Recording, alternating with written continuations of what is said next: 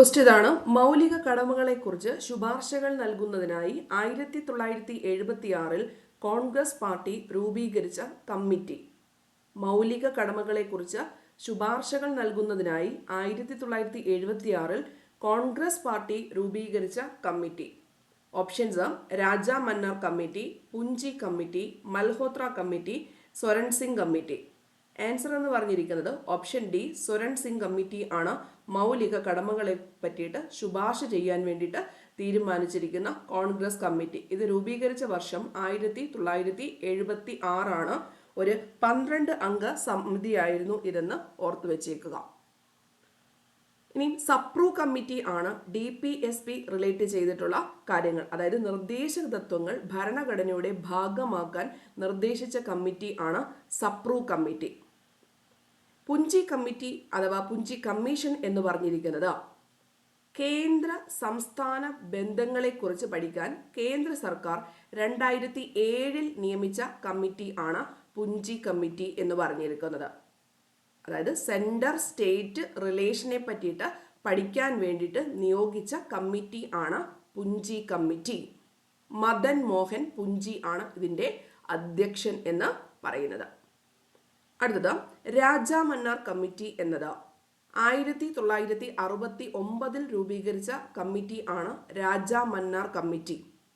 അതും centre state റിലേഷനെ പറ്റിയിട്ട് തമിഴ്നാട് സർക്കാർ രൂപീകരിച്ച കമ്മിറ്റിയാണ്.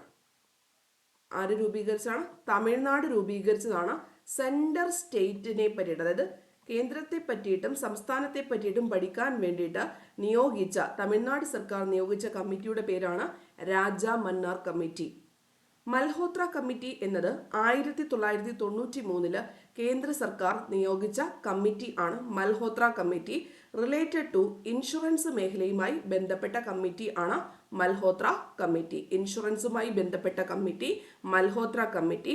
രാജാ മന്നാർ കമ്മിറ്റി തമിഴ്നാട് സർക്കാർ രൂപീകരിച്ചു 1969 സെൻട്രൽ സ്റ്റേറ്റ് റിലേഷനെ പറ്റിയിട്ട് പഠിക്കാൻ വേണ്ടിയിട്ട്.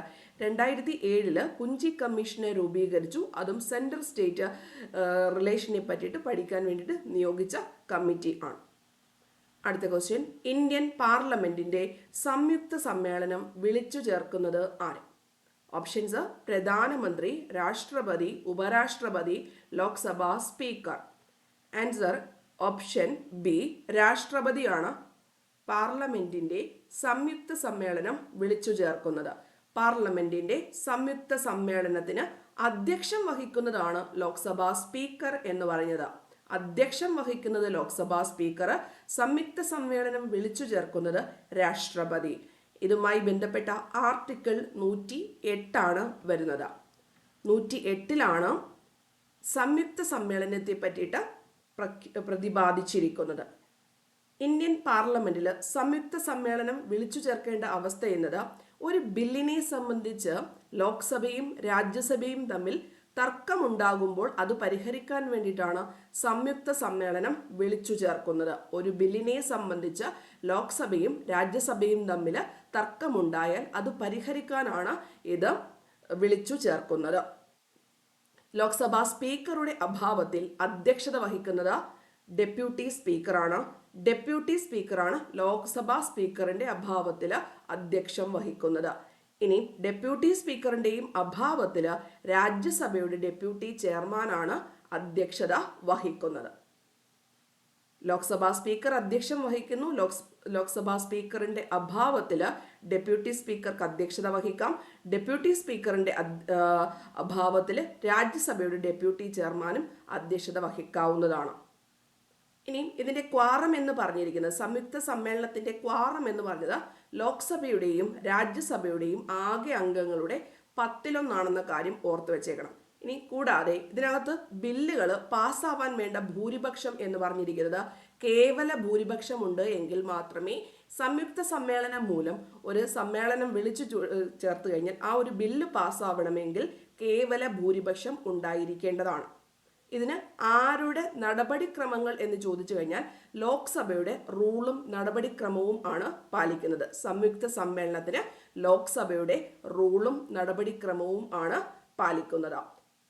അതുപോലെ തന്നെ മണി ബില്ലും ഭരണഘടനാ ഭേദഗതി ബില്ലും സംയുക്ത സമ്മേളനം വഴിയിട്ട് നമ്മൾക്ക് പാസ്സാക്കിയെടുക്കാൻ സാധിക്കത്തില്ല. മണി ബില്ലും ഭരണഘടനാ ഭേദഗതി ബില്ലും പാസ്സാക്കിയെടുക്കാൻ സംയുക്ത സമ്മേളനം കൊണ്ട് കഴിയത്തില്ല.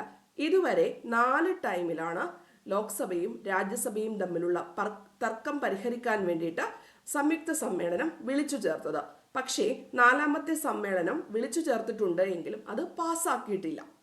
എന്താണ്, ഇതുവരെ നമ്മൾക്ക് 4 സമ്മേളനം സംയുക്ത സമ്മേളനം വിളിച്ചു ചേർത്തിട്ടുണ്ട്. 4ാമത്തെ സമ്മേളനം വിളിച്ചു ചേർത്തെങ്കിലും അത് പാസ്സാക്കിയിട്ടില്ല. അത് 2008 നടന്നത്. 4ാമത്തെ സമ്മേളനം 2008 കാര്യം ഓർത്തു വെച്ചേക്കണം. ഏത് ബില്ലുമായി ബന്ധപ്പെട്ടെന്ന് ചോദിച്ചു കഴിഞ്ഞാൽ വനിതാ സംവരണ ബില്ലുമായി ബന്ധപ്പെട്ട്, വനിതാ റിസർവേഷൻ ബില്ലുമായി ബന്ധപ്പെട്ടതാണ് 4ാമത്തെ സംയുക്തം വിളിച്ചു കൂട്ടിയത്. പക്ഷേ എന്ത് ചേർത്തിട്ടില്ല, അതുമായി ബന്ധപ്പെട്ട് ബില്ല് പാസ്സാക്കാത്തതുകൊണ്ട് അത് കണക്കാക്കപ്പെടത്തില്ല. പക്ഷേ ഇതുവരെ എത്രണ്ണം വിളിച്ചു കൂട്ടിയിട്ടുണ്ട് എന്ന് ചോദിച്ചു കഴിഞ്ഞാൽ 4 ഓർത്തു വെച്ചേക്കണം.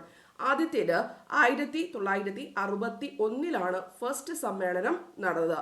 രണ്ടാമത്തത് 1978 മൂന്നാമത്തത് 2002 ആണ്. 1961 ഒന്നാമത്തെ സംയുക്ത സമ്മേളനം നടന്നത്. 1961 സ്ത്രീധന നിരോധന നിയമം പാസാക്കിയതുമായി ബന്ധപ്പെട്ടാണ് ഒന്നാമത്തത്, സ്ത്രീധന നിരോധന നിയമം. രണ്ടാമത്തത് 1978. അത് ബാങ്കിംഗ് സർവീസ് കമ്മീഷൻ റദ്ദാക്കുന്നത് സംബന്ധിച്ചിട്ടാണ് രണ്ടാമത്തത്. ബാങ്കിംഗ് സർവീസ് കമ്മീഷനെ റദ്ദാക്കുന്നത് സംബന്ധിച്ച്. മൂന്നാമത്തത് 2002 സംയുക്ത സമ്മേളനം റിലേറ്റ് ചെയ്ത പോട്ട എന്ന് പറയുന്ന നിയമം പാസ്സാക്കിയത്. POTA പോട്ട നിയമം 2002 പാസ്സാക്കിയത് സംയുക്ത സമ്മേളനം വിളിച്ച്. 2008 വിളിച്ചു കൂട്ടിയിട്ടുണ്ട്, പക്ഷേ പാസ്സാക്കിയിട്ടില്ല, വനിതാ സംവരണ ഇതുമായി ബന്ധപ്പെട്ട്. അടുത്ത ക്വസ്റ്റ്യൻ ഇതാണ്.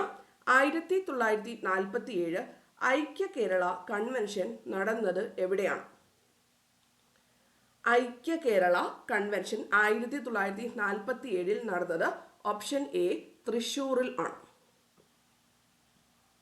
ഐക്യ കേരളം എന്ന ആശയം ആദ്യമായിട്ട് ഉന്നയിച്ചത് ജവഹർലാൽ നെഹ്റു അധ്യക്ഷനായിരുന്ന നാട്ടുരാജ്യ പ്രജാ സമ്മേളനത്തിൽ ആണ്.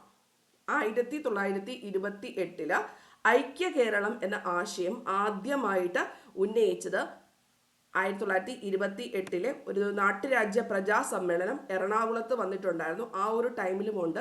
കൂടാതെ അധ്യക്ഷനായിട്ട് ജവഹർലാൽ നെഹ്റു ഒരു സമ്മേളനത്തിലുണ്ടായിരുന്നു. അതിനകത്തും ഇതിനെ പറ്റിയിട്ട് കാര്യങ്ങൾ പറഞ്ഞിട്ടുണ്ടായിരുന്നു. എറണാകുളത്ത് വെച്ച് നടന്ന നാട്ടുരാജ്യ പ്രജാ സമ്മേളനത്തിൽ ആണ് ഇതിനെ പറ്റിയിട്ട് ഐക്യ കേരള എന്ന ആശയം ആദ്യമായിട്ട് ഉന്നയിച്ചു. 1928 ഏപ്രിലിൽ നടന്ന നാട്ടുരാജ്യ പ്രജാ സമ്മേളനത്തിൽ ആണ്. ഇനി തൃശ്ശൂരിൽ വെച്ചിട്ട് ഐക്യ കേരള കൺവെൻഷൻ നടന്നു. 1947 തൃശ്ശൂരിൽ വെച്ചിട്ട് ഐക്യ കേരള കൺവെൻഷൻ നടന്നത്. ഐക്യ കേരള കൺവെൻഷന്റെ അധ്യക്ഷൻ കെ കേളപ്പനാണ്. ഐക്യ കേരള കൺവെൻഷന്റെ അധ്യക്ഷൻ കെ കേളപ്പൻ. ഇനി സ്വാതന്ത്ര്യത്തിന് ശേഷം ഐക്യ കേരള സമ്മേളനം നടന്ന സ്ഥലം എന്ന് ചോദിച്ചു കഴിഞ്ഞാൽ ആലുവയിലാണ് സ്വാതന്ത്ര്യ പ്രാപ്തിക്ക് ശേഷം ഐക്യ കേരള സമ്മേളനം നടന്ന സ്ഥലം. തിരുക്കൊച്ചി സംസ്ഥാനത്തിന്റെ രാജപ്രമുഖ സ്ഥാനം വഹിച്ചത് തിരുവിതാംകൂർ രാജാവായിരുന്ന ചിത്തിര തിരുനാളാണ് തിരുക്കൊച്ചി സംസ്ഥാനത്തിന്റെ രാജപ്രമുഖ സ്ഥാനം വഹിച്ചത്. ഇനി നമുക്ക് കുറച്ച് അഡീഷണൽ ആയിട്ടുള്ള കാര്യം ഒന്ന് പഠിച്ചു വെക്കണം. ഈ ഐക്യ കേരള പ്രസ്ഥാനം ശക്തമാക്കാൻ വേണ്ടിയിട്ട് 1946 രൂപീകരിച്ച ഒരു ഉപസമിതിയുണ്ട്, KPCC ഉപസമിതി എന്ന് പറഞ്ഞിരിക്കുന്നത്. അതിൻ്റെ യോഗം നടന്നത് ചെറുതുരുത്തിയിൽ ആണ്. അതിൻ്റെ അധ്യക്ഷൻ KP കേശവമേനോനാണ്. ഐക്യ കേരള പ്രസ്ഥാനം ശക്തമാക്കാൻ വേണ്ടിയിട്ട് 1946 രൂപീകൃതമായിട്ടുള്ള KPCCയുടെ ഉപസമിതി യോഗം നടന്നത് ചെറുതുരുത്തിയിൽ ആണെന്ന കാര്യം ഓർത്തു വെച്ചേക്കുക. അധ്യക്ഷൻ KP കേശവമേനോൻ. ഐക്യ കേരള പ്രസ്ഥാനം ശക്തമാക്കാൻ 1946 KPCCയുടെ ഉപസമിതി യോഗം നടന്നത് ചെറുതുരുത്തി. അധ്യക്ഷൻ KP കേശവമേനോൻ ആണ്. ഇനി ഐക്യ കേരള പ്രസ്ഥാനവും ഇതിൻ്റെ ഭാഗമായിട്ട് അല്ലെങ്കിൽ ലാംഗ്വേജ് റിലേറ്റ് ചെയ്തിട്ട് അല്ലെങ്കിൽ ഭാഷയുടെ അടിസ്ഥാനത്തിൽ സംസ്ഥാനങ്ങളെ രൂപീകരിക്കുന്നതുമായി ബന്ധപ്പെട്ട് 1956 നവംബർ മാസം 1-ാം തീയതി മലബാർ, തിരുവിതാംകൂർ, കൊച്ചി പ്രദേശങ്ങൾ ഉൾപ്പെടുത്തി കേരള സംസ്ഥാനം രൂപീകരിച്ചു. 1956 നവംബർ 1-ന് മലബാർ, തിരുവിതാംകൂർ, കൊച്ചി പ്രദേശങ്ങൾ ഉൾപ്പെടുത്തിയിട്ട് കേരള സംസ്ഥാനം രൂപീകരിച്ചു. ഇനി ആ ഒരു ടൈമിൽ തിരുവിതാംകൂറിന്റെ ഭാഗമായിരുന്ന തോവാള, അഗസ്തീശ്വരം, കൽക്കുളം, വിളവൻകോട് എന്നീ താലൂക്കുകൾ മദിരാശി സംസ്ഥാനത്തിന് വിട്ടുകൊടുത്തു. തിരുവിതാംകൂറിന്റെ ഭാഗമായിരുന്ന തോവാള, അഗസ്തീശ്വരം, കൽക്കുളം, വിളവൻകോട് എന്നീ താലൂക്കുകൾ മദിരാശി സംസ്ഥാനത്തിന് വിട്ടുകൊടുത്തു. കേരളത്തോട് കൂട്ടിച്ചേർക്കപ്പെട്ട തെക്കൻ കർണാടകത്തിന്റെ ഭാഗമായിരുന്ന താലൂക്കുകൾ ആണ് കാസർഗോഡും ഹോസ്ദുർഗും എന്നിവ. അത് റിപ്പീറ്റഡ് ആയിട്ട് വന്നുകൊണ്ടിരിക്കുന്ന കാര്യങ്ങൾ ആണ്. അത് കൃത്യമായിട്ട് പഠിച്ചു വെക്കാം.